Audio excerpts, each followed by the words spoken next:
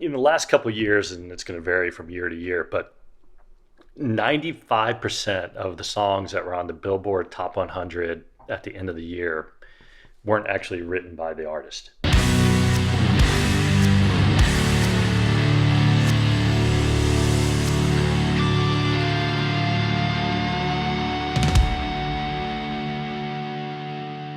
The Fred Minnick Show is brought to you by 291 Colorado Whiskey, by Michter's, by Heaven Hill Brands, and DraftKings. Enter Fred at DraftKings.com for a chance at millions of dollars in prizes with first deposit. All right, everybody. Hey, welcome to the Fred Minnick Show. I'm excited about today's show because you're going to get to hear the inside guts of the music business. And we know that there's a story every now and then about stuff that goes on in the music business. Well, I got two gentlemen here who pull a lot of strings that you don't see, but they end up in bank accounts. So I got John Rudolph here with me and Mark Ford. How you doing, boys? Thank you. Good. I think the most important thing is for us to kind of tell the story of how we all met and how we're continue to be friends. But we met through Danny Wimmer of Danny Wimmer Presents, who you all worked with and I worked with to put on music festivals in Kentucky. And I found out on a day of picking barrels that you all had a passion for bourbon. Yeah, passion's a nice way to put it, maybe. When you get into this game, you find out that you don't have enough room in the house, and so now I've got a traveling bar here. So I've got over about 30 bottles here, somewhere on the counter over there. But once you get in, I know I've seen Mark's collection. Where are you at right now? I'm very, very early. I'm transitioning from my wine collection to my whiskey collection. Oh, okay. So you're a big wine guy back in the day. I am. But I think since I met you, I've gone a bit the other direction. Always drank whiskey, but never anything that good. Yeah. And now starting to get educated. It's always about that. I feel like when you learn more, then you start to kind of get more interested. That's true. Mark, you're at the point now where if you're not picking a barrel, you don't have a barrel pick on the schedule, you get fidgety. Yeah. No.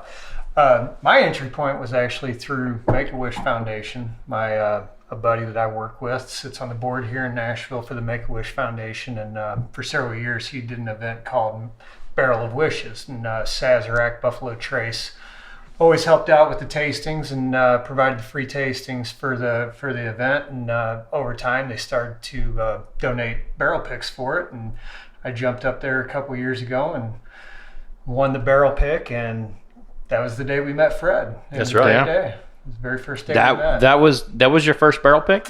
That was my very first barrel pick. Wow. Me too. Yeah.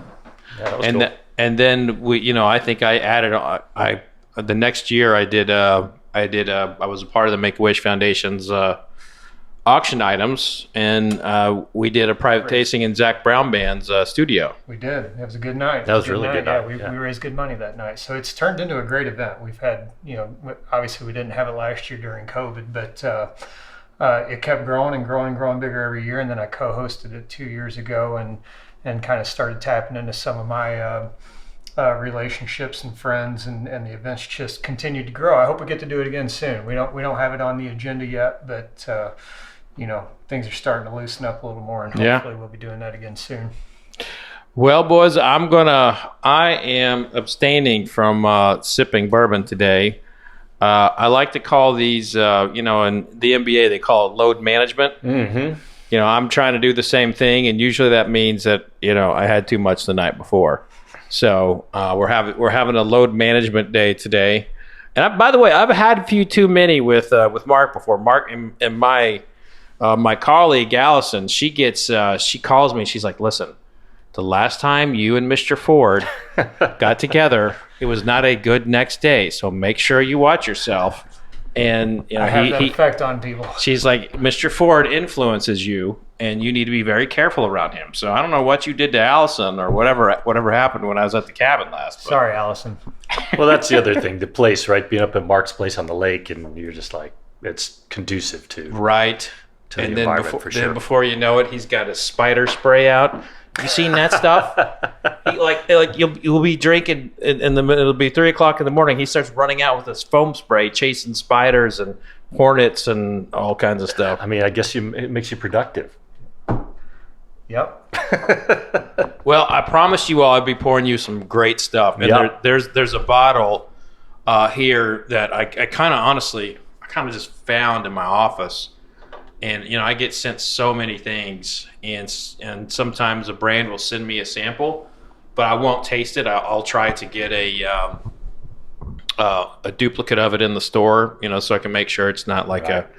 like something that's been propped up by the distillery. But I actually did taste this, and it was great. And then I tasted it side by side with with one I bought in the store, and it was great. So they were very similar. I don't feel like they were the same, but this is the Old Fitzgerald Bottled and Bond 2020 spring Sign me up. edition. So that one right there will be my first pour for you. No, wait.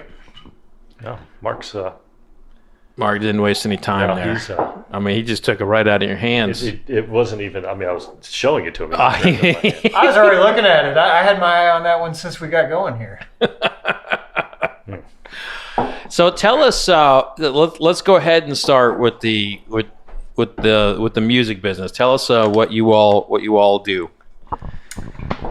Go ahead, Mark. Yeah, I'll start there. So I had an indirect line into the music business. I moved to Nashville pretty much straight out of college. I grew up in the St. Louis metropolitan area and moved down here to follow a girl, of all things. And Shocker. yeah, shocking. So I was straight out of college and just finished a finance degree and got into banking. I hired in as just a general analyst with a big commercial bank here in Nashville, and stumbled upon the fact they had a sports and entertainment group. So they were working with musicians and athletes and entertainers and race car drivers. We had a big NASCAR office.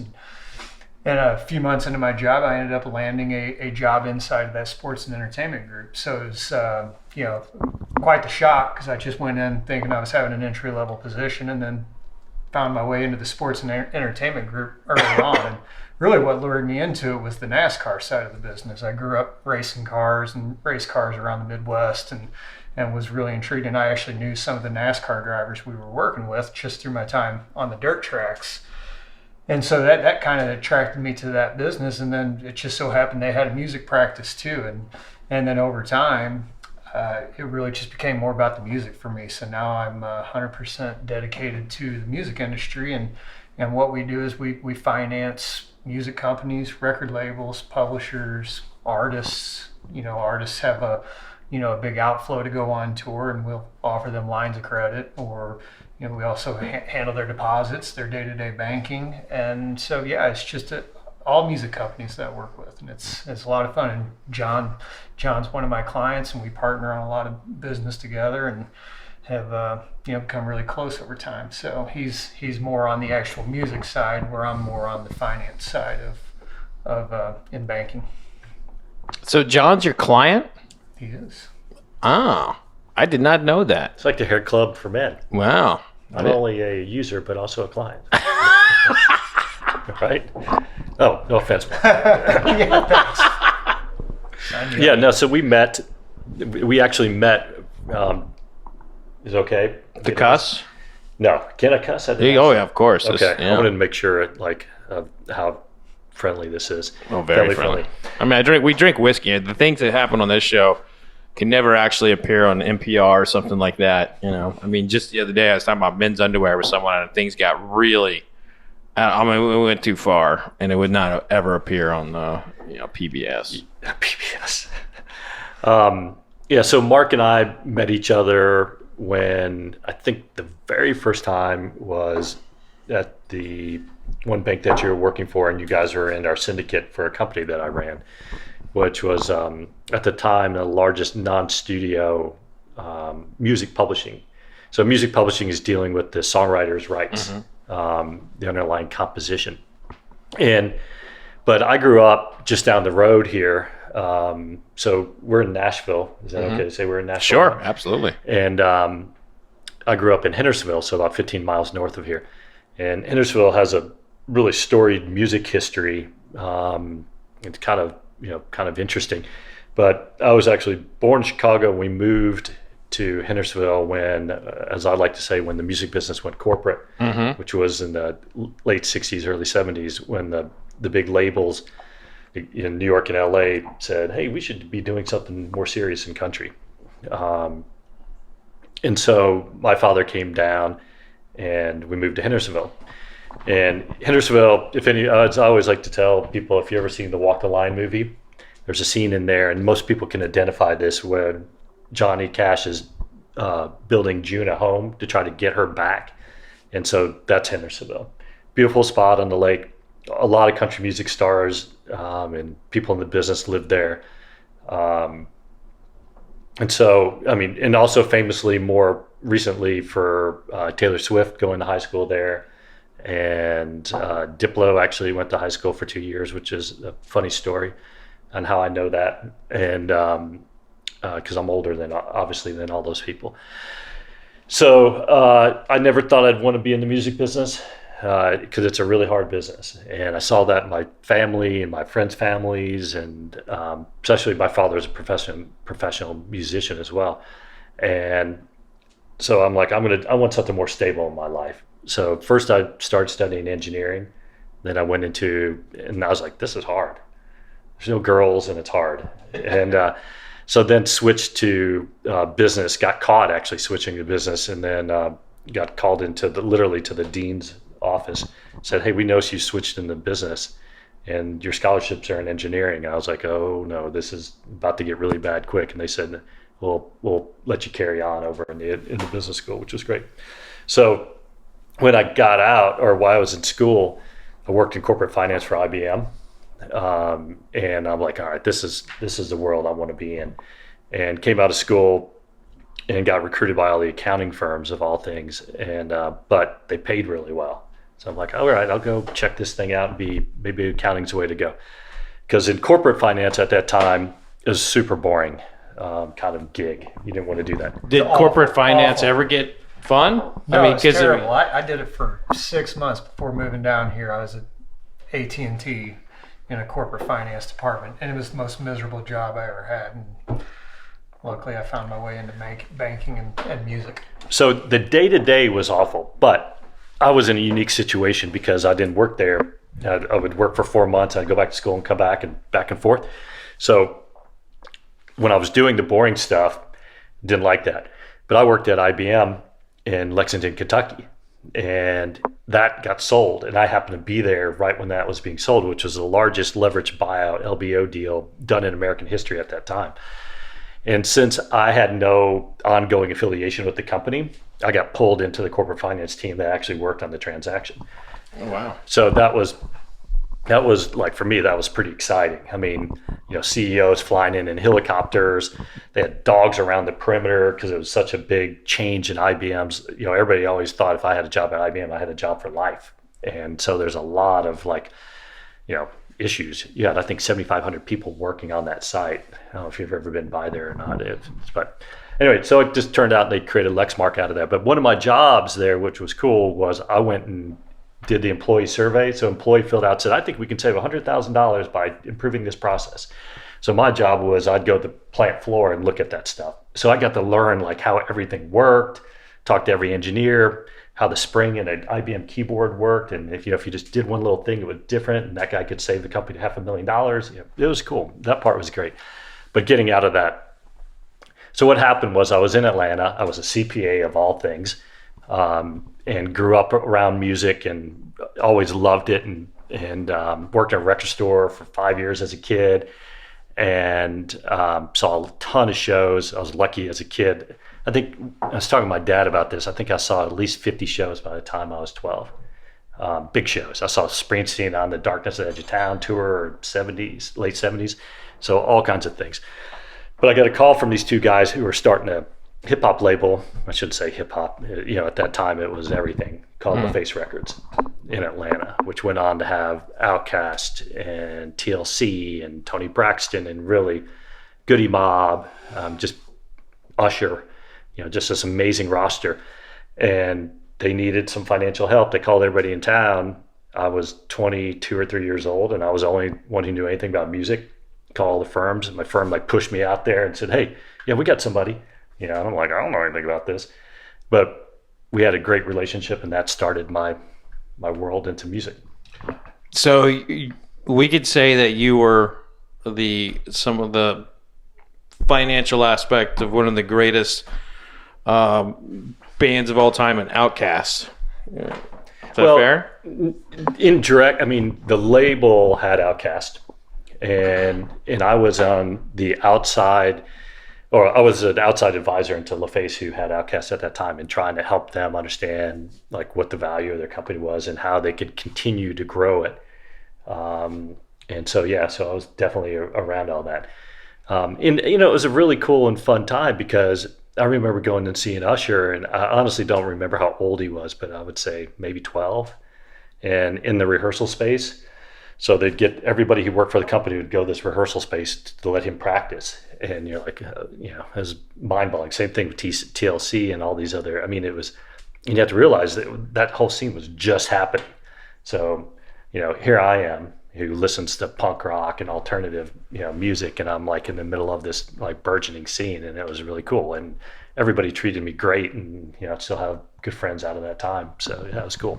Yeah, I think that's one thing that I've witnessed with Mark, is that you all get very close with some of your clients, and Mark, I've seen you like really get tight with it. We talk with some people, and we talk about this all the time, but artists, these people who are plastered on billboards and magazines, they're super famous, they're just people.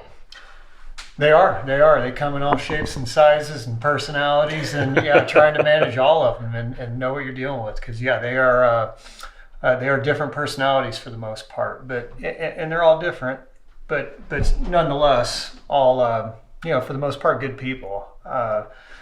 And just being able to talk money and talk business, they really respect the the advice I give them, and just helping them guide just various financial aspects of their careers, and helping them with any number of things, whether it's buying homes or buying a jet, or buying a music catalog, or financing some royalties. So a large part of what I do in banking is financing the copyrights that John refers to. So you got a couple of different copyrights in music, and I'll let John talk more to that, but publishing and record label, a recorded copyright are the two copyrights, and we can actually lend money against those assets. We study how the royalties work, we study the licensing, there's values to it. You can actually put a value on a song based on its future cash flow, future projected cash flow. So that's a big part of our business in what we do. Like a barrel of whiskey. Just like a barrel of whiskey, right. The value of a barrel of whiskey. We do some financing for artists and publishers and labels, and where we can actually take those copyrights and lend money against them and record a mortgage on it, just like I'd record a mortgage on a house. So how does the process go? Do they just they have a Rolodex of music finance guy, and you're in there and they call you? No, it's usually more word of mouth. So, you do one artist good, do something that they need, and they tell their friend. I mean, the music community is a pretty small community. They all talk, and everybody pretty much knows each other. A lot of it runs through attorneys too, and managers. So, if you help one artist out, they tend to tell other people, and that's pretty much how our business has been. We don't do any marketing for the most part. Our bank does marketing, but us as a music group, we're not out putting advertisements in billboard and stuff like that. Pretty much everything we do is generated by industry contacts and relationships. So what'd you all think of the old Fitzgerald? Lovely. Oh man, I've been waiting to talk about it here. It's It's like, I keep smelling it. It just smells great. It does. Tell me what I'm smelling here, Fred, because I don't think I can pinpoint it, but it's well, look, I have been, as you can tell from that bottle, I've hit that pretty hard with some previous guests and some friends, and it is a caramel bomb. Yeah, I was gonna say it's caramel bomb. Yeah. I love the finish to it. It just, It's got like a little butterscotch, like for me on it. Yeah, it's great. It's an exceptional pour. It absolutely is, and I don't want to say there's nothing on this table that's like it. There's a lot of good whiskey on this table, but there's nothing that's like that one. But I'm glad you like it, because once I'll leave this here with you, John. Oh my God! When I head out, don't give my address out. But we are in historic Germantown. Yeah, it's sitting on the site of a former brewery named Rock City Brewery from the 1800s and 20s. So, have you done a survey or anything like that with a metal detector to see if there's anything cool out there? It's a good idea, but I mean, I think I'd have to start cracking up concrete or get the LiDAR. Oh, yeah, that's not good. You don't want to do that. So, give us and going for another pour. Mark just stood up and swiped the Michter's 10-year-old without he just. I'm going right in, man. I just wanted to smell it. Do you like that already? Pour a little bit more there. You can have more of that. What's that? Michter's 10. You want to try it? No, I'm a big fan of Michter's. That's why I know you I are. went for this one. Well, you're not going to give John any? He said you didn't I said. Okay. I offered. I've had it. I want to see how much of my palate I can keep salvaged. Where should I go next, Fred? Well, you want to stay in bourbon? You want to go to rye? You want to try Peyton Manning's bourbon? Yeah, let's do that. I'm a Tennessee grad. There you go. Shocking, I know, for most people to believe I graduated college, but I did. I don't think you could do your job and not have graduated college.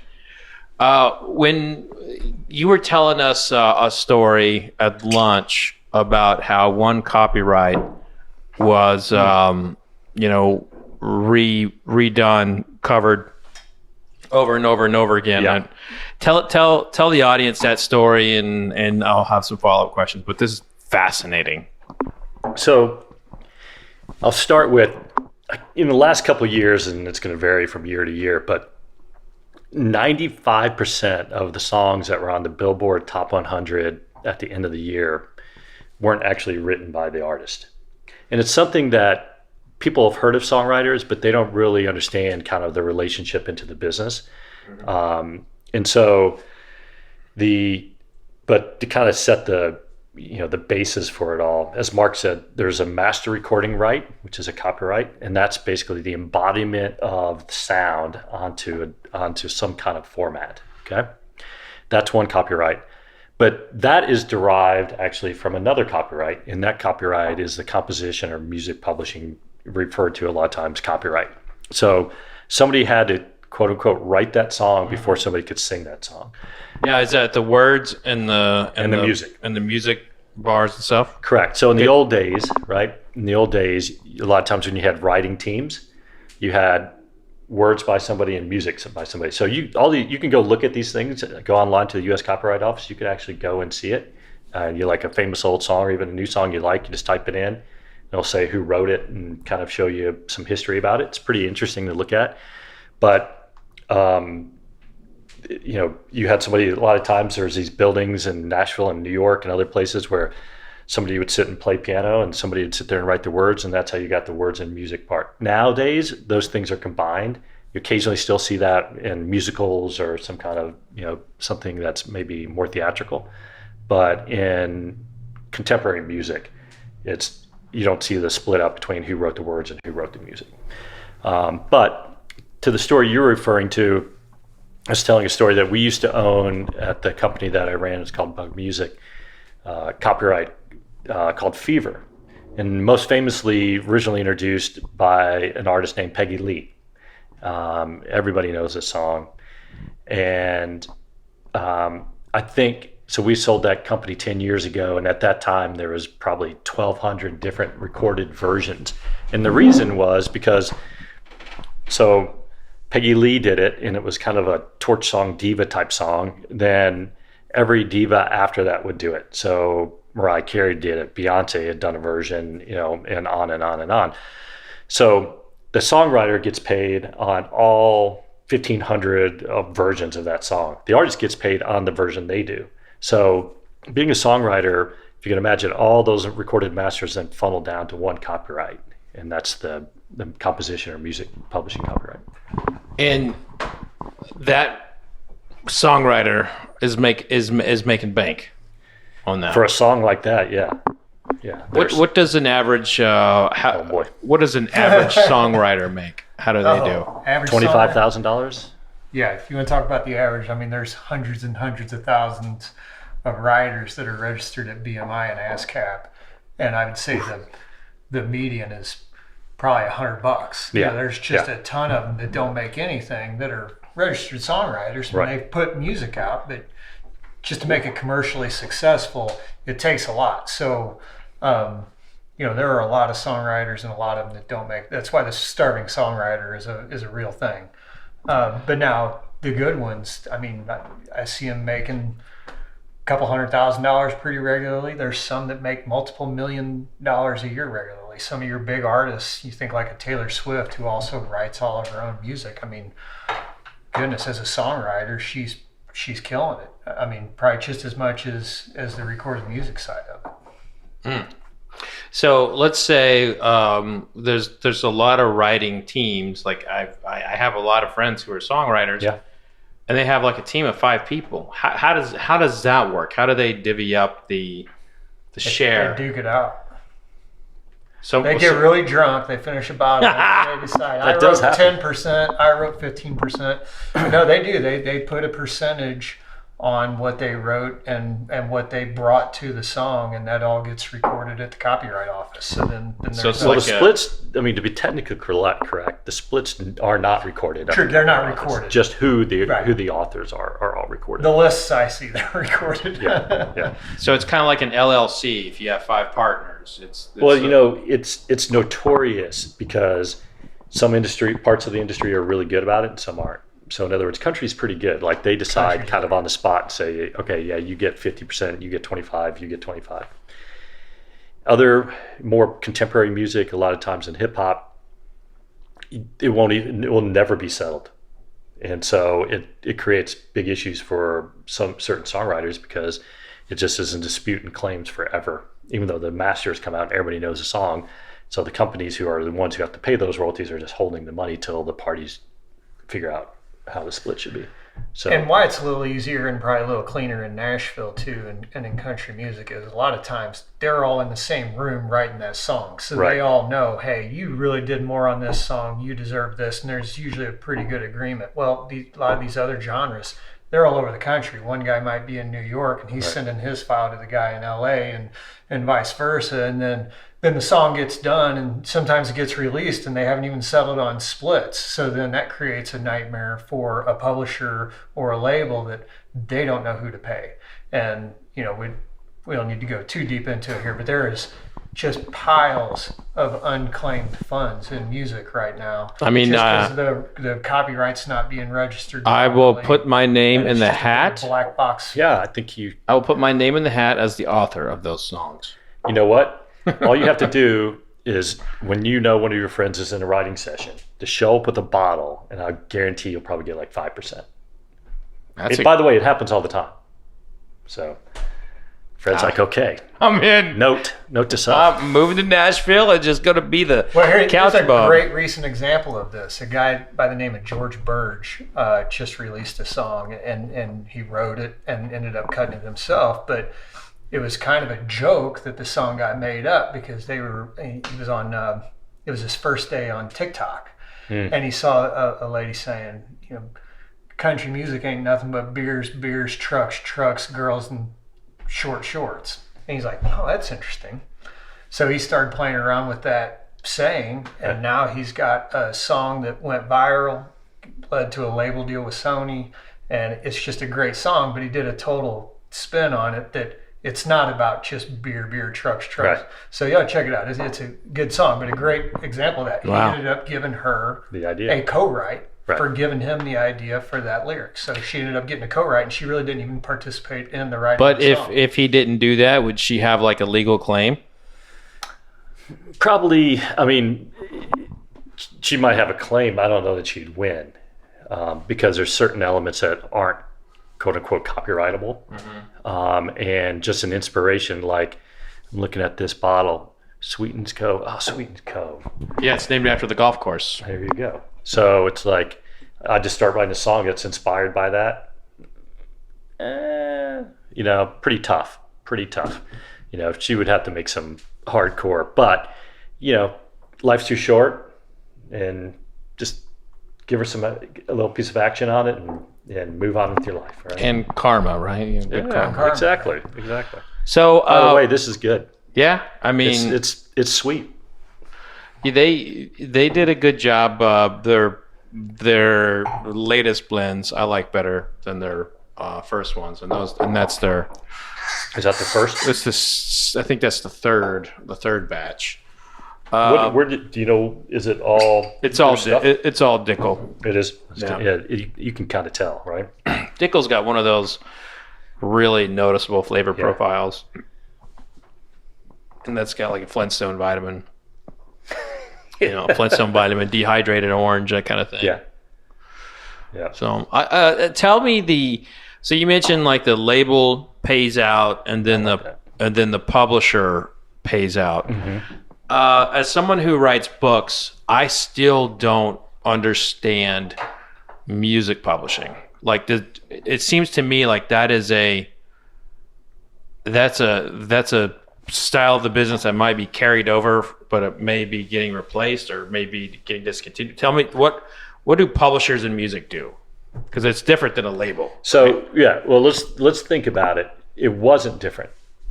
Originally, it was exactly the same, right? Because it all started with sheet music, right? So they did the same thing, pressing them, putting out books. Back in, probably a lot of folks who follow your pod remember going into a record store and you could still buy sheet music, right? Mm-hmm. Yeah. Stick it on your piano and play it. So that's how it first started. And that's where the moniker, music publishing, and then piano rolls. That was the next piece. Now, those publishers at that point, I can't remember when the phonograph was invented, but music publishers existed before record labels existed. And so they made if you remember, the paper rolls that you put in a player piano. Right. And that's how it kind of evolved. And then the labels, and there's legal action that happened back in the old days because movie theaters and studios, like the studios own movie theaters. They also had music divisions, and DOJ and antitrust broke that up in the early 1900s. And so when that started to happen, then there's these kind of two lines, right? There was the record companies, even though there wasn't necessarily records quite yet, and the publishers. So the ownership and rights and management and distribution and sales and all that of those, right? That changed over time because you still own those rights. So you license those rights to other parties versus kind of printed it yourself. And that's where we are in the modern evolution, is in the sense that you're still doing everything except for you're not stamping out pieces of paper. Instead, you're giving a right to somebody else to create a CD or a stream or whatever it might be. Is that enough? Yeah, I got it. So who's the most powerful person in the cog? Is it the publisher or is it the label? Kind of ebbs and flows. Yeah. Yeah, I mean, depends on the songwriter. Yeah, and depends on that too. If you're a big songwriter, you got a ton of power because everybody wants your song. Like, you can write a hit. If you can write a hit, then you get to choose from the pick of the litter. Yeah, so you got hot songwriters and hot producers, just like you have a hot artist. If this producer's been known to help an artist record 10 of the most amazing albums of their career, then all these artists are wanting to go to this producer to produce their next album. Well, they become more in demand. They can pretty much name their price. Same thing kind of goes with songwriters, that once a songwriter has a really big track record of success, all these artists want to come in and co-write with them, and other writers want to come in and co-write. So, there is definitely a power and leverage depending on where you're at in your career. Right. Yeah. I mean, from someone who's made a career in songwriting, Jesse Alexander is someone that I've had on the show. Yeah.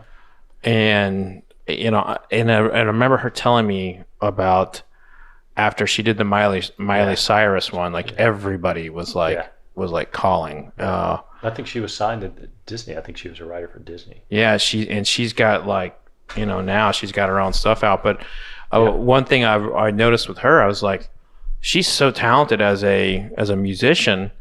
are some of these songwriters, do they really want to be performers and they're just doing what they can to stay in the business? Yeah. Both, yeah. Some of them want to be artists too, and some of them have aspirations of being artists, but they're already really good songwriters. They just haven't made their way as an artist. There is a big bucket of those, but there's also an equal bucket of those that don't want anything to do with the limelight. I just want to be over here, write my music, and let somebody else go take all the fame and notoriety, and I'll just get paid for their music. So or they did it, right? Or they tried did it and don't want to do it anymore, and didn't pan out for them. And so now, here's a good example of that recent day is like a Thomas Rhett. So Thomas Rhett's daddy, Rhett Akins, he was really on the up and up in country music as a performer, and he basically just got burned out with all of it. And now he writes songs for endless number of country musicians, and has had numerous number ones. And I would say he's probably made more money as a songwriter now than he ever did as an artist, if I had to guess. Huh. Okay. Now, I think, do I need to get fresh glasses for you? I got one more left. Okay, Mark might be ahead of me. Let me grab a fresh box. What'd you think that of, old Fitzgerald is so good. It is. Man. So to kind of tie back how you ask who has the power or who's paying who basically in that situation, what happens is an artist or a label will go to a publisher and say, hey, my artist wants to record this song. They'll actually have to get a license from the publishing company in order to record that individual song that they've written. Mm-hmm. So then every time that master recording is used or sold or makes money, they've got to pay a license back to that songwriter. Got it. So that's how the money flows between those two. A label is paying a publisher every time that song's sold or streamed. And that, there's different license types you can talk about, whether mechanical or if it's used on TV, sync licensing and commercials. Mm-hmm. So there's all different types of licensing, and it's always evolving too. Because we didn't have streaming, we didn't have digital not terribly long ago. So this has all just been newly created, and it's always an evolving game. Well, no, I'll tell you by the way, Mark, pour yourself that smoke wagon, the one with the metal on it. To your I just left. poured it, yeah. So okay. that is a barrel pick that I did. Did you do the blend too? Well, it's Fred's blend. So how it became a blend was I tasted 2 barrels, and we were going to do them. We were going to do 2 single barrels, and they accidentally put them together, and so it just became a blend. I see. And it came out better than both of them being it's a single barrel, so it's like the happy accident is magical. I mean, that Reese's Pieces. Yeah, that's what they said from the distillery. I'm always like, yeah, that sounds right. I mean, that stuff happens all the time. Do you remember the happy accident you came up with when the night you were talking about you were rough the next day? Yeah. What did I do? Weller 12 here in McKenna. The Weller 12 and that turned McKenna. Out fabulous together. Yes, that was it was also like a sad revival of like my 2 favorite products I used to buy on a regular basis that I in part ruined. But so when we look at, you talked about the evolution of music. You all were kind of came in the business a little bit after this. John, you might have been there during this time, but what's the music industry's feelings on Napster? Like Napster was Napster. I can tell you, so I have great godfathers in this business. Like my godfathers were the generation removed from the guys who held people out the window and said, "You're going to give us 25% of this song," and that's all true, by the way. You see that in movies, but I've met those people. Wow. Now, this is another funny thing. They're all dead, or at least everybody says they're dead.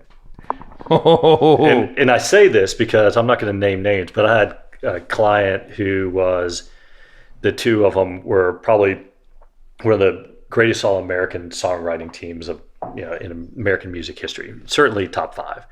And we were working on a transaction for them. Mm-hmm. And as they got older, and so we kind of marketed their catalog or part of their catalog to some folks, and they said, "Hey, we just want to, we really want to consider this for a second, whether we should do this or not." And we're like, "Well, why?" And they said, "Well, there's this individual we might need to take care of in the transaction." And we're like, "Okay, and by the way, these conversations at the last minute are not that unusual. Like something pops up. I mean, it could be all kinds of things." And so we're like, "All right, well, what is this about?" I said, "Well, it's about this person."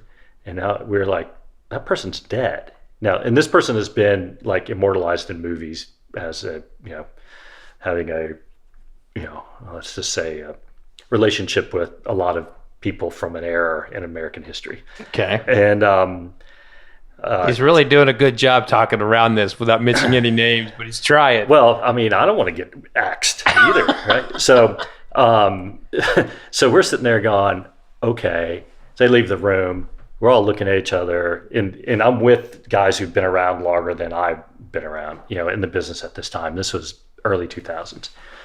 These guys are in their 70s, and I'm like, like that guy's like long gone. I know his kids who are in the business, and they're older than I am.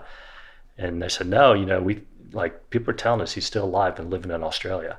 And they were dead serious. Wow. Now, that person's never shown up again, and after that, but it's interesting. The fear they had from long ago carried over into that moment. Right.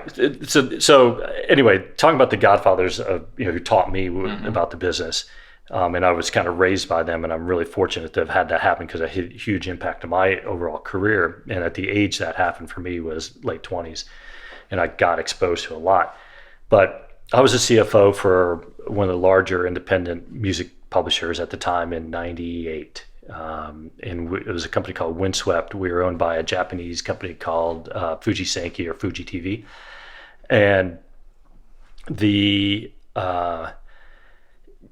so I was young. I actually studied IT and computer science in school as part of what you had to do, right? I grew up on a TSR 80 or playing the Atari 2600. Like computers weren't scary to me. Technology wasn't scary. I understood how it worked. And I got, my boss and I heard about this thing, and we went out and we got this thing called a Rio. It was the first MP3 player holder. We plugged headset into it. I think it was 64 megabytes, something like that, maybe 124 megabytes. And so, it could hold like 10 songs. You put a CD into your computer, and then this hooked up through, I don't remember what kind of cable it was at that time. And I was like, this is incredible. This is going to be amazing. And, but then everybody's like, well, how do we get paid? And we end up selling our company shortly thereafter, right before the hit. So the timing of that is incredible because 2000 was the peak of all music revenue of all time. It was 2000. More CDs had been sold in any time before that. It was just, everything was on fire. We were publishing the Spice Girls. That was incredible. I mean, that's an amazing time. And then boom, when it came out, the timing could not have been, kind of worse, if you would, because like everybody's raking in money left and right, living high in the hog. I mean, those were like the huge glory days. So it had a huge impact. Where we are now is probably a good spot. I don't think anybody wanted it to happen that way, but I think it forced the industry because otherwise, like licensing deals, we would not be where we are today in streaming if it had not been for that technology showing up and kind of like showing everybody how easy it really was. It is interesting to see where things are today because streaming that's how I get my music. We were just listening to some Pitbull earlier, Bluetoothing it over there from Mark's iPhone. So it's streaming rules. Now, are there any different, you've got Apple, you got Spotify, you have all these different types. Are there any different types of rights or anything like that are given to these streaming devices? it is a specific license that was created just for that type of use of the music, yes. And it's actually even led to a whole nother organization being formed for helping administer those royalties. You know, we just went through here a couple years ago, I guess now we passed the Music Modernization Act, which was a big overhaul of music licensing, and that's still being rolled out. But part of that was a whole new collective that is going to distribute all these streaming royalties and digital royalties. And so yeah, there were no license type like this, you know, prior to Napster. You know, that this was all just kind of developed and rolled out. But yeah, it's just back to John's point before, it was just sheet music. That was your publishing. Well, now how many different license types are there now these days? And they're just created. It just people have to figure out how to monetize it and create a license for it. I mean, like, to get geeky for a second, like, there would be questions like this. So every time a song is streamed, it's actually cached somewhere.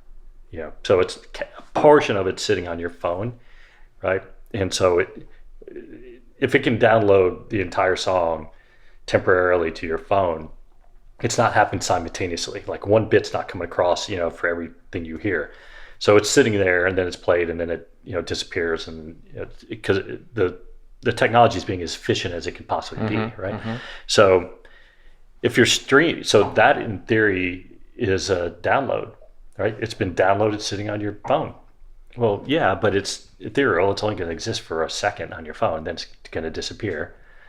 Or is it? Because we all know everything still exists until it's crushed, right?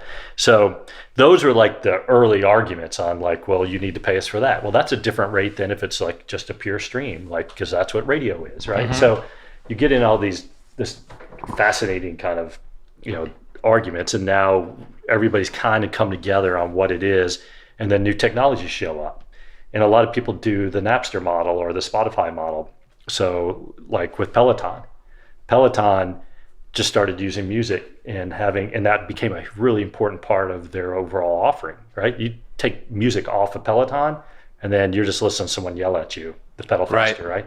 So, but you put music on there, you get a beat. They actually gear where they are in their tempos based on what songs are playing. And I take it you're a Peloton user.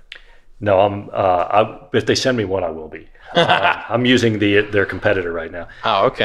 And that's for a different reason. But which is also Pitbull's got a feature on there. So who is got licenses and did the things the right way. But anyway, they ended up having to have a huge settlement. But that incorporates part of the licenses. My long point is there's some new, variant always occurring, like TikTok or whatever that might be. How's that getting paid? You got to kind of come up with a specific set of rules, but we have a baseline of types of uses, and then those get mixed together to actually create what the end license is. I know on YouTube, you use a song that you shouldn't, and you'll get flagged within seconds. Same with Instagram and Facebook. My wife put together a little compilation of when one of our kids was born, and she got a copyright claim like within seconds. So like there's markers inside the songs now that protect them from being used. But if you choose not to monetize that and let the music right holder monetize it, then you can let it go. Yeah, I think at this time with Facebook, we're talking 7 years ago, so it was probably very early in that time, but they just straight up like deleted it. But all these platforms growing, it is changing. What were we going to say? I was say tying it back to like alcohol and venues and bars.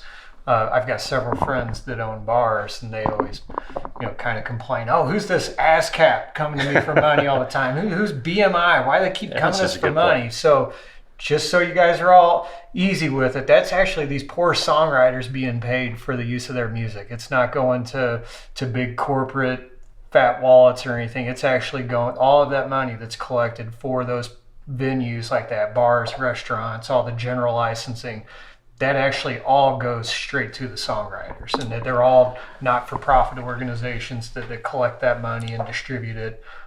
So if you have it's going for a good if you have a restaurant or bar and you're just playing like radio music, you have to pay a license out to pay a general. If you have any music playing whatsoever in your any commercial walls. venue, in a commercial. So restaurant, store, anywhere. Banks, Yeah. lobby music, hotels, Elevator. yeah.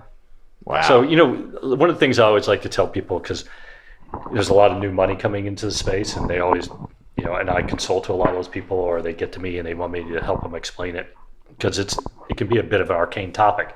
But I always like to explain it this way, and this is great for your listeners as well.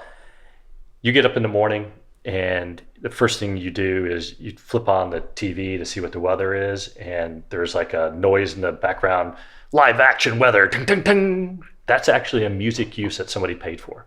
That TV station paid for a package to songwriters to actually get that use. Then they play a song behind there, and you get up and you're going to go, okay, I'm going to go brush my teeth. And you got that toothbrush that your kids gave you. It says something like, who let the dogs out while you're brushing teeth for 2 minutes, or your kid, right?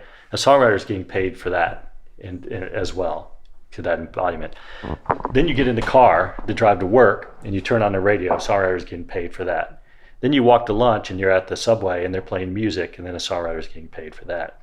Then you come home and you watch a TV show with your family, and you hear The Who on the front of CSI, and Pete Townsend, who wrote 100% of that song, is getting paid for that, right? So throughout, every time you hear music in your day, which you don't think about until somebody like me says, think about this, how many times you're intersecting with it throughout your day, in all those different weird formats, a video game, an app, whatever, YouTube, whatever it might be. There is a machine behind that is, the wheels wobble a lot on it, but somehow it still gets you down the road, and that's collecting money to try to get back to the songwriters.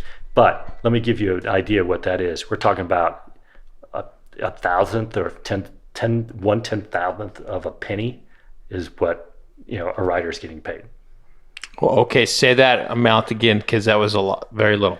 So, I'm being super general. Okay. But it's somewhere between. I mean, it can be, between say 1/100th of a penny and 1/10,000th of a penny is for every stream, the part that's going back to a songwriter. Good Lord. So, now, it's different for different things, XM radio versus Spotify versus YouTube versus, all these things. So, I mean, I'm being a little bit of an advocate for the songwriter in saying some of this, because there are places they do better, but it's never like, they're getting 10 cents. The only time they're getting 10 cents is when something physical is sold. Otherwise, it's just tiny, tiny, tiny micro fractions. And that, in Nashville in particular, has wiped out an entire class of songwriters. Don't exist anymore.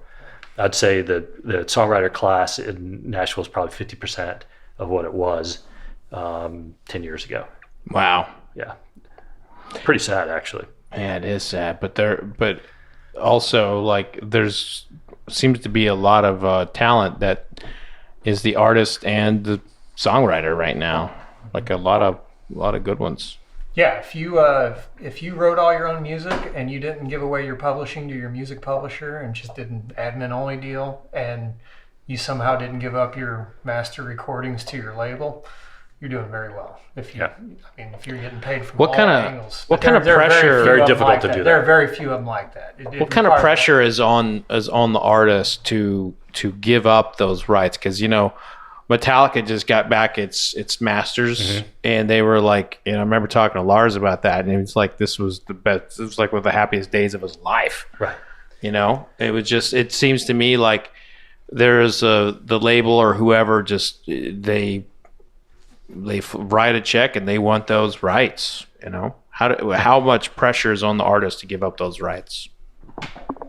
It's all about who has the leverage, really. I mean, it's what you want. It depends on where you are in your career. Yeah. And it's also what you want. I mean, look, I never buy into, like, you and I have to be adults, right? Like, we have to, like, you've made a lot of decisions in your life to get to the path that you're at.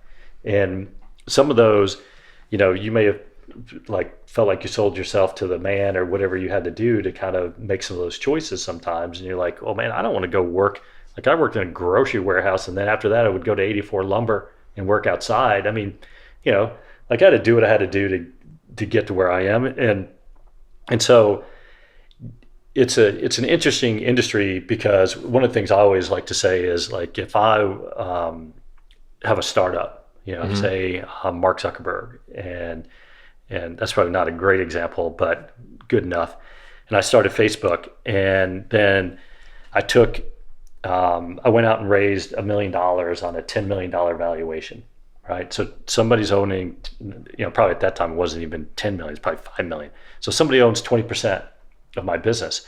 And all of a sudden I turned that into a $500 billion company.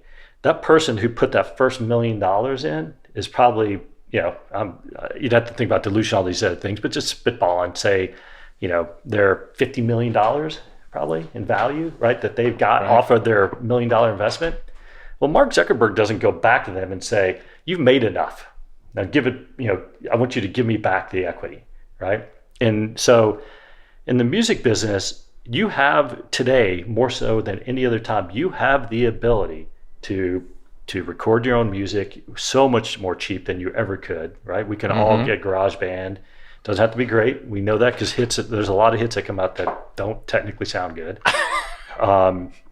Then distribution. So just like we were talking about liquor business and distribution and how kind of locked up that can be sometimes, that's the way it used to be in the music business. Like the biggest reason you needed, besides money, that you needed a label was because you had to get into their distribution chain because they controlled retail.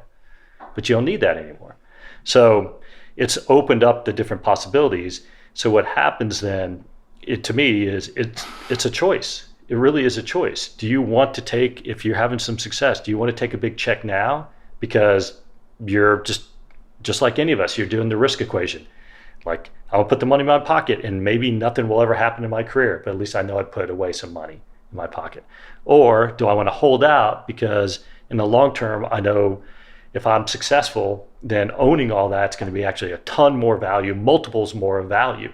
But if I go to a label and then cry about it later that I feel like they're ripping me off or they ripped me off and I didn't know what I was signing and all these different things, I'm like, okay, but you have enough resources out there now to kind of teach yourself on what the possibilities are.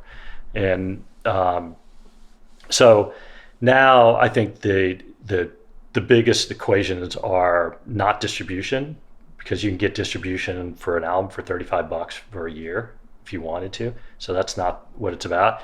Now it's about advance, meaning how much money can you put in your pocket, and marketing.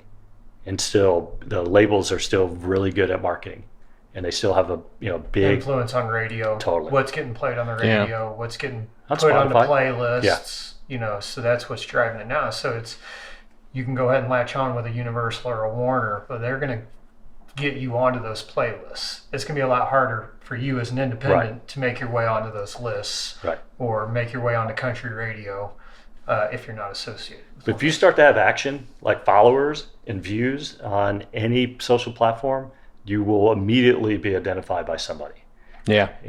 And the thing you have to do is you kind of have to weed out and be careful at the beginning, because there's going to be a lot of people come out of the woodwork that maybe aren't in the business. Yeah, the story of George Burge is a perfect example. They were actually just hanging out, him and some friends, songwriters, and they put it up on TikTok. It was his first day on TikTok. He posted this video up on TikTok. And this is all secondhand story, by the way. It goes viral overnight. He wakes up the next morning and he's got hundreds of thousands of views and millions all of a sudden. Next thing you know, he's getting calls from labels. They identify that. They see, this social media platform, this guy got 1 million streams on this, whatever he posted. He's getting a call. And that's what happened to him. He got calls from all of them. That's awesome. So what'd you all think of the Smoke Wagon blended did? Yeah. I liked it. It doesn't have as strong of a smell, but the flavor's really good. I feel like some of these others put off. 119 proof too. Yeah, no, it's definitely doesn't smell 119 proof. So what this is going for stupid money on the secondary market. Oh yeah. Yeah, it's the secondary market is an unfortunate thing of popularity for bourbon at times, and this one was sold to people who follow me, who've been follow me for a while, and to a group and within the retailers like VIP, and a couple of people put it on secondary. It's like over $4,000 or $5,000. Holy. Yeah. Wow. Yeah, it's good. I like it. It's not. It doesn't have that caramel or that sweet. It's definitely got the smoke. Yeah, I was gonna Got the say the smoky smoke is like aftertaste, So let's see where we want to finish this. Do you want to go with what's a flavor profile that you're in the mood for right now, John? I keep buying that Whistlepig. What is that? This is Boss Hog. This is a rye. Yeah, let's try a rye. Actually, Yeah, I don't and have- I haven't done it right yet. that was this particular bottle was best. Here, I got a fresh glass for you. okay, I haven't gotten that one yet. So I'm a little Then bit they behind get Mark. Will, Mark, you. you need another glass, bud? Yeah, sure. Here you go. So Fred, can I ask you a question? Sure. So, like in the music business, in art in general, kind of NFTs, non-fungible tokens, have Right. been around for a minute, and then the art world, kind of got a hold of it, and we could have a whole different podcast on that conversation. But I'm actually doing some NFTs. Yeah, Cool. on some artistic stuff. Yeah. very cool. So, but I just recently saw somebody developing kind of a secondary market using NFTs and blockchain. Mm-hmm. What are your thoughts about that in general? For you bourbon, can was cut. it specific for bourbon or Yeah. something else? Yeah.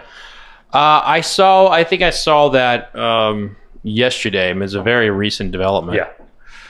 I mean, it's a roll of the dice anytime you are selling alcohol, because this is regulated. You got to Right. have a license, Right. and if you do it in a particular state like Pennsylvania, Texas, somewhere like Kansas, where they have very aggressive alcohol border controls or ABCs, Right. they will find you and they will From an persecute you. individual level. Yeah. Like just me selling a collector to another collector. And that's quite a bit safer. Right. I mean, in some states you could argue it's a hobby, Right. like a hobby sell, but when it crosses state lines, that's where things Right. get tricky. And it's all about like, If you're creating a marketplace, it's a different conversation. yeah, Right. yeah. But if you're an individual trading, selling, Right. I mean, it's a gray area, and if someone wants to be a stickler about it, which the Texas ABC is, the state of Michigan is, the state of Michigan will pursue you to high heavens if they find out that you're evading. It has nothing to do with the fact that you're selling alcohol. It's the fact that they're not getting their cut. Interaction. They want their royalty. Yeah. Yeah. But I think it's interesting, and the whole Bitcoin thing is it seems like it's mainstream now, and everyone's talking about it all the time. But Yeah. is that something we can see being converted for music, where like people are paid in Bitcoin, or is that requested even now? I haven't heard of any. Yeah, I haven't either, but it doesn't. I gotta guess there's somebody who's asked that. There has been by groups that not decentralized but centralized. So where companies actually own the token, where they've gone out and tried to kind of seed the music business, or at least an infrastructure idea to use their particular token. And because using a cryptocurrency versus the blockchain is two separate conversations, right? The blockchain is absolutely something that can revolutionize infrastructures, and especially the way the music is fragmented around the world, because those ways we were talking about getting paid, don't forget that's happening everywhere in every country. I don't care how minor that country is, there's still a mechanism to get paid. And I remember sitting in a cafe outside Lake Nakuru in Kenya 20 years ago or something, and hearing Ace of the Bass. And first of all, I was like, really, I have to hear this song, the one cafe I'm in, and which I'd love to own that song, by the way, now. And in knowing that somebody's getting paid for that actual usage, right? So it is influencing it. I think you're going to see it more on the blockchain side than you're going to see it. What you are seeing is the idea of an NFT for underlying music rights. So same thing you were talking about, like, is that technically going to be legal, and and how those rights pass? Not the actual transaction part, but between SEC rules, copyright statutes. There's a lot of things to try to take into account. Because Mark was saying, selling a copyright to another party or financing a copyright, whatever it may be, and using a token or an NFT to do that, to say you bought one of 100, the unexclusive, and then you get 1/100th of a share of the earnings or some portion of the earnings off that. That changes. That's different than selling a collectible, which is attached to an artwork, right? So it's finding its way right now. So, I mean, like what I do and what part of what Mark does is I advise people on the buy and sell side of copyrights, by legendary, artists. I'm lucky because my business is very focused on those folks. And so, what's one of the biggest deals you've done? Well, outside my own companies, I would say the Imagine Dragons transaction last year was at the time the largest copyright transaction that had ever been done. And then the guy, I can't remember his name, Bob Dylan, I think, came and did one that was like magnitudes, larger than that. And so, anyway. And then you this makes the news every now and then. You see the differences between what Prince's estate thinks his stuff is worth and what the IRS thinks it's worth. Do you get brought in to give like a formal declaration of a value? It's interesting you say that. I've done that on behalf of my clients. It's a really fascinating process. The IRS isn't usually, from my experience, which is limited intentionally, is they're not usually arguing for some exorbitant difference in value. They're usually, kind of more around, is this something that should be done or not done, right? So, different situation in the Prince situation, I think. But it's also complicated. They're kind of pretty far apart, right? I mean, I think the publications, it's they're pretty 9 far figures apart. It's a little bit. Yeah, and that's the other thing too, is I think there's a lot of misunderstanding. Like, I don't know anyone, and I know all the leading, and Mark does too, valuation experts in music publishing. That's a section of the business I used to do. I purposely don't do that anymore, and I don't know anyone who's ever represented the IRS. So who are they relying on then to tell them what the values are? They usually get some like... I know. Yeah, well, I'm not going to say no. Yeah. Well, yes, that's a different situation. This is like if Mark had like a little more, maybe that would come out. But my point more so is that they end up going to like more generalist. So you'll see who gave them an opinion or something, and it's somebody that none of us have ever heard of. And you're like, okay, well, what about this? What about that? And they're like, we don't know, And so that's where these gulfs come in, because we have really technical things like reversions. You're an author, you would benefit from reversions as well. So after a certain period of time, you get your copyright back if you've assigned your copyright to somebody. By law. Yeah, I fought for my copyright to get it back after I had one of my first book deals.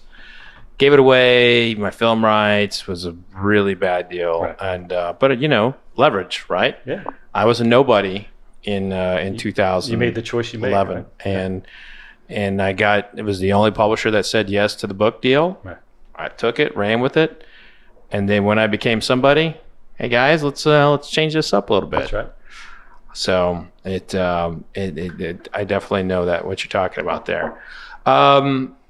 So let's pick one more whiskey for you, and we'll kind of close it out. I'd like for each of you to talk about a favorite artist that you worked with, and kind of give us an artist you worked with that you'd like to tell a story about. I can't say favorite because then I don't want to get you in trouble with someone. But we have favorites for sure. I would like Mark, I want you to taste the makers just because. So a while back, I did the glass.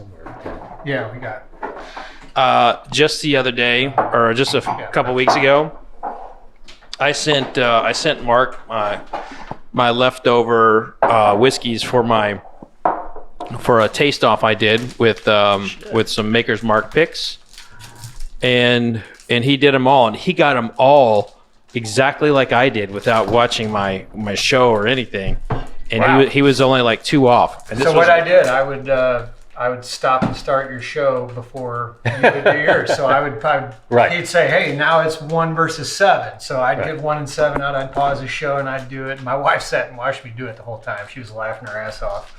But yeah, I hit it. And I only picked one different than him. And then also he had drank all of the winner in the second place. Yeah. So I didn't technically get to try the winner in the second place, but on down the ladder, and that's we were right that's on the it. first seed right there. But And- let me say one thing. Doing a whiskey, a barrel pick with you is like, it's like sitting in the room when, somebody writes the best copyright song of all time. And I say wow. that because I remember sitting there, and first of all, we knew because you were with us, they're going to pick really good stuff, right? They're going to bring out the best of the best. And they're probably going to throw a couple over here, but they're going to bring out really good stuff. And in watching you go through and kind of tasting, and you have a unique ability, I think, because I could see the gears turning, but at the same time you're like, you're still like jovial. You're kind of giving them a little, a little critic, action sure. at the same time. But you were like, and it was really fascinating process to watch you go through it because it's dramatic. They're pulling the thing out, right? And Yeah, the putting thief, it, yeah. and it's just such a cool process, and you're just going, and then you get paranoid as like me, just somebody knows nothing, and you're like, I don't know, do I like this or not like it, and yeah, I like that one, and everybody's like, I like that one, and it's a really We were all a bunch thing, of right? amateurs among a professional, so Yeah. yes, it was quite fun. And now you're kind of interesting how it come about too, because it was really just a chance happening Yeah. that it ended up working out this way. We had already arranged to go do this barrel pick at Buffalo Trace. I think it was like June, and it wasn't but a couple weeks before we were going to make the pick that I was having dinner with Danny Wimmer, and he said, "Oh, can you push that and let's do it in September around the Bourbon and Beyond Festival, and we'll bring my buddy Fred. You'll get to meet Fred." And that's how it all ended up happening. Yeah. It was over Yeah. at dinner with Danny Wimmer. Yeah. We ended up. Thank you, Danny. Yeah, thanks, Danny. Danny's a good friend who's opened a lot of doors for me. I'm very thankful for that friendship Cheers. and cheers to Danny and Danny. Yeah, the Danny. the Dannies. They toast with coffee. They're great hosts as well. Good people. They really are. All right, so a good artist story to kind of leave on a good note here to make everyone feel the warm and fuzzies about. Like, do you want music like a industry. crazy story, or do you want to? I've got one, and it's not even a client, nobody I've ever worked with before, but it was an experience at Bourbon and Beyond. Okay. We were at Bourbon and Beyond, and we were hanging out backstage, and Dave Grohl was standing over, just kind of hanging out. Me and John had history with Dave, so we went and started talking to him, and just wonderful guy, like very conversational, very just like you and I. Let's cut up and have some bourbon and tell war stories. And so we're exchanging stories. And then Trey Anastasia walks up, and then I didn't know if you were together. and then it becomes a back and forth between Dave and Trey, and me and John are just sitting here like. But not. oh my But hold God. on. Now let's give Dave credit. So Dave, you could tell he felt awkward. Like Dave was like, you're at a dinner party, and there's 3 people standing around. The 3 of us are like drinking and having a great time, and somebody comes in, and we're like, okay, circle opens up a little bit to let the person in, and then that person's just like this, talking, like not acknowledging us, Right. And I was just like, I never liked your band anyway, and Dave's like going, hey, this is like trying to remember our names, or whatever, and he's trying to kind of integrate everybody into the conversation, and then we're like, hey, we'll let you guys go, and Dave's like, all right, man, it's great to meet you all. Hopefully I'll see you around. Just super cool, and Trey's like, hey, man. We're like, all right. So you went right there. You went there. But no, it was a good time. I just remember totally that because good. it's like, getting two people that are that deep into the business into a back and forth conversation. There's just things you don't hear every day. And I tend to, my conversations are always tilted more towards the business side of music. Right. And that conversation was definitely more towards, the music, the, events and things that are going on. So it's just a different angle from what the conversation. And you're still, I see it all the time, man. You're a fan. You are still a fan of the music. I love music. We got to have that incredible experience seeing Garth Brooks, like a 50-person room, you still fanboy out. And it's cool. I absolutely do. And I guess I'll add one more story. I mean, because not to brag that I have a great job or a great career, but even on bad days, like I have very few bad days in what I do. I really enjoy what I do. And over the last 5 years, I can probably count on two hands the number of bad days that I've had. And I'll remember one day I was having a shitty day. We're not talking hangovers. Not hangovers, nothing alcohol related. But nothing's going right. We got deals falling apart, things going sideways, just nothing going smoothly. And it was getting to the end of the day, and it was an awful day. And my office is right across the alley from RCA Studio B, which was where huge country albums have been recorded. Most recently, like Stapleton's albums. Sturgill Simpson records there with Dave Cobb as their producer. And I got a text message, hey, come across the alley for something special. And I didn't know what it was, but obviously if I'm walking across the alley to Studio B and somebody tells me it's something special, it's probably something special. And I walked in and there was like 10 of us in the room, and Jason Isbell, one of my favorite singer-songwriters of all time, him and Amanda were just up there trying out some new songs and played for like 10 of us in the room. And so even on the shittiest day of all time, I got to see one of my favorite artists, songwriters. Wow.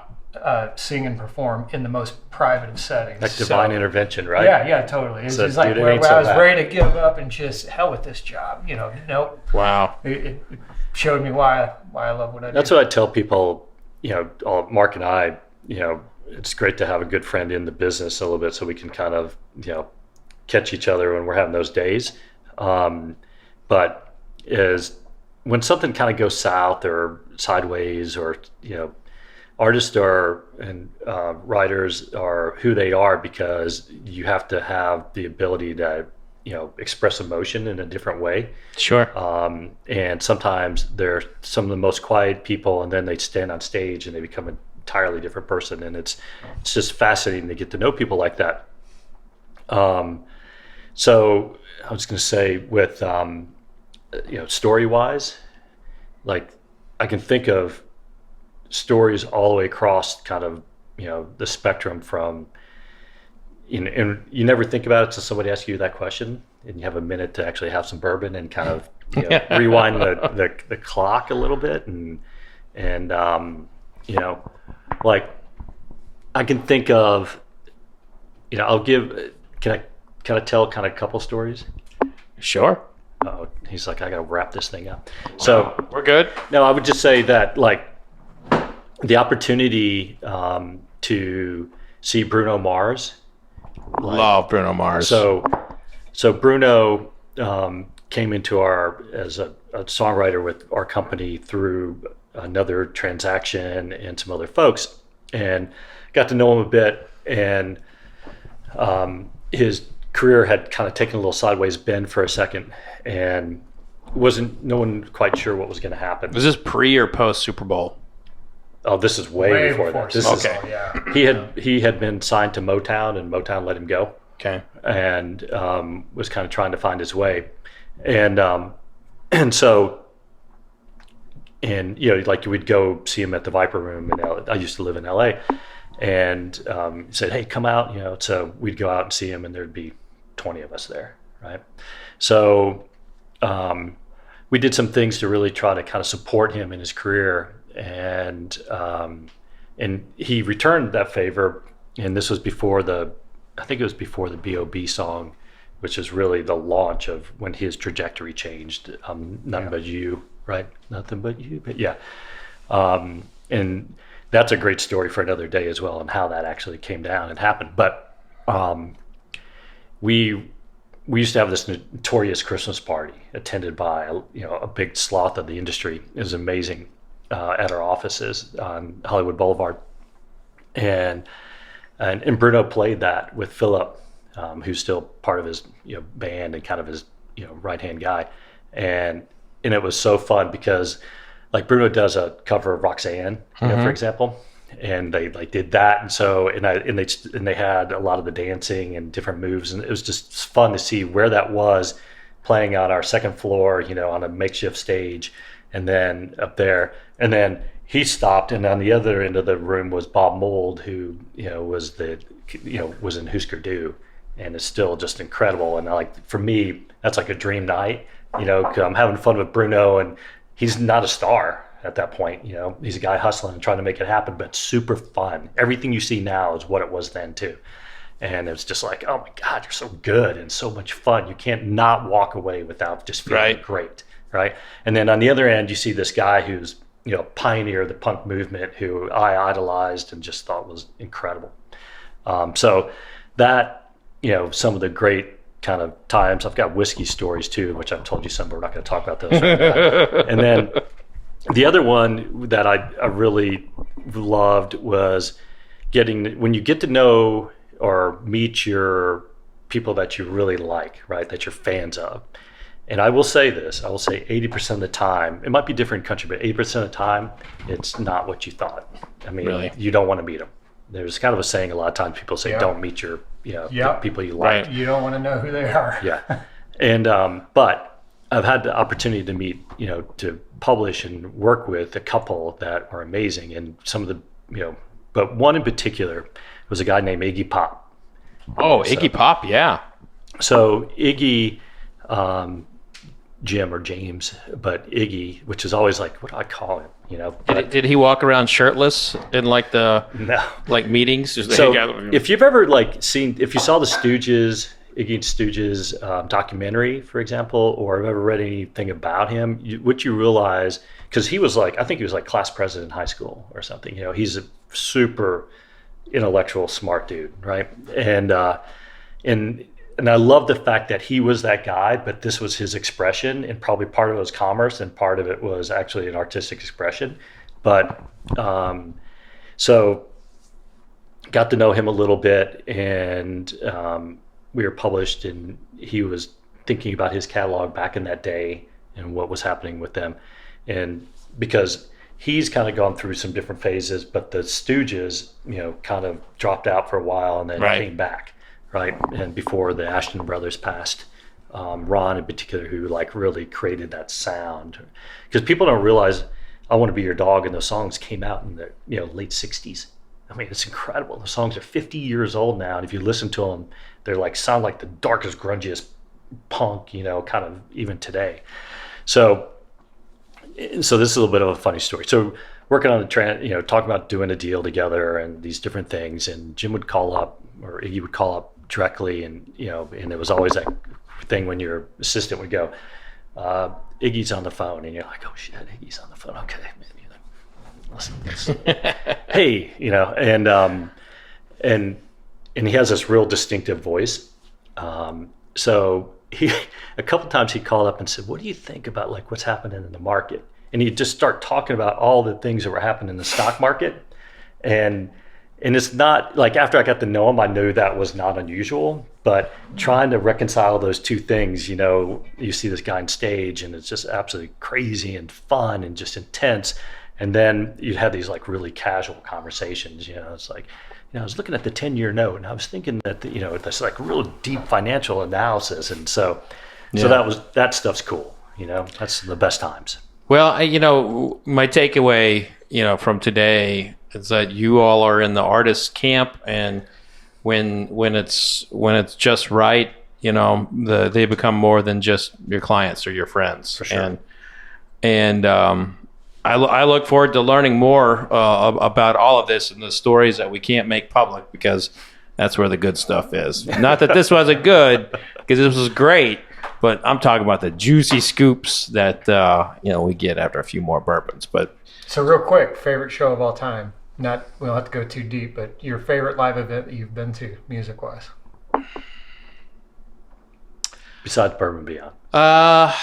Honestly, Which was a great event, by the way. Little plug for Bourbon and Beyond. I don't know yeah. if it's going to happen again, but the other year, man, amazing show. Anybody in that area, you got to go see Bourbon and Beyond. One of Yeah. the best Great shows I've ever lineup. seen. Yeah, Seriously. absolutely. we put a lot of work into that, and I hope we do pull it off next year, and I hope everything gets back to normal. But best show I ever saw is going to have to be Garth Brooks, and when he did the small Vegas room. My wife took me there for our birthday before we had kids, and I'm an Oklahoma State grad. He's an Oklahoma State grad. We made, I made a list that he was on for like the greatest Cowboys of all time from Oklahoma State. That's our, that's our nickname is the Cowboys. Right. I mean, granted, I was like 99 on a list of 100 or something like that, and he and Barry Sanders and Thurman Thomas are right up there. And then, somebody who invented a computer or something, people who actually matter a whole lot more than me. But I was just like, oh my God, I made a list. You're way more fun. I made a list with Garth Brooks. And like Garth is, That's amazing. Garth is like, to me, he's everywhere he has ever gone and everything he ever does, he always incorporates Oklahoma State. And that, Absolutely. and you know how it is. You went to Tennessee. Actually, I don't know where you went to school. Mark. Southern Illinois. That's Southern Illinois. Yeah.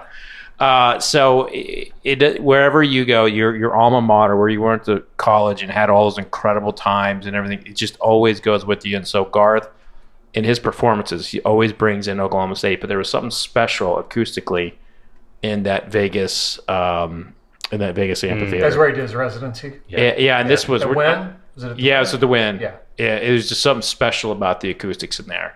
And I've seen Well, they Garth. built that place just for him. They designed that show around. Oh, I didn't him. know that. Oh, absolutely. That was a big residency. Was it the one at the Win? Or? At the Win? Yeah. Yeah. They So when really Fogarty did a lot. went to after, yeah. So so then he got to basically build his own kitchen to cook in, I guess. But yeah, Garth has always been very special to me. And I'd say after that, my very first concert was Journey with my Aunt Shannon when I was like 5 or 6, and you can't beat Their that. last Thursday. Yeah.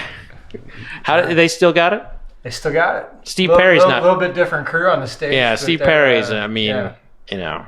I Got got a good, young, energetic guy. You That saw guy the, puts on a show. Yeah, you saw the original lineup.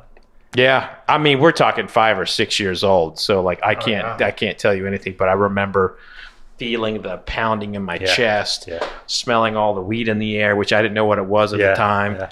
But it was just an incredible euphoric moment of being a child. That was where I first fell in love with music. Music. Yeah. They got an amazing stuff. review for their Lollapalooza performance. Did they? Yeah. Cool. Yeah. Lollapalooza, boy, they showed up. Well, that's gonna do it for this episode, boys. Let's enjoy the rest of the evening. I might end up cracking one or two before the night's over.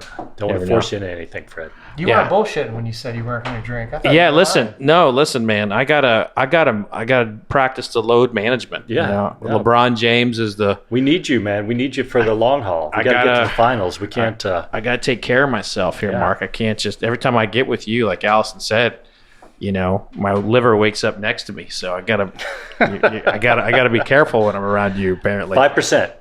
He gets 5% for that song, right? There it is. There you go. well, thanks for coming on, boys. I will. We're gonna turn the cameras off and let the good stuff happen. All right. Cheers, everybody. Thanks, Fred. Oh, vodka sucks.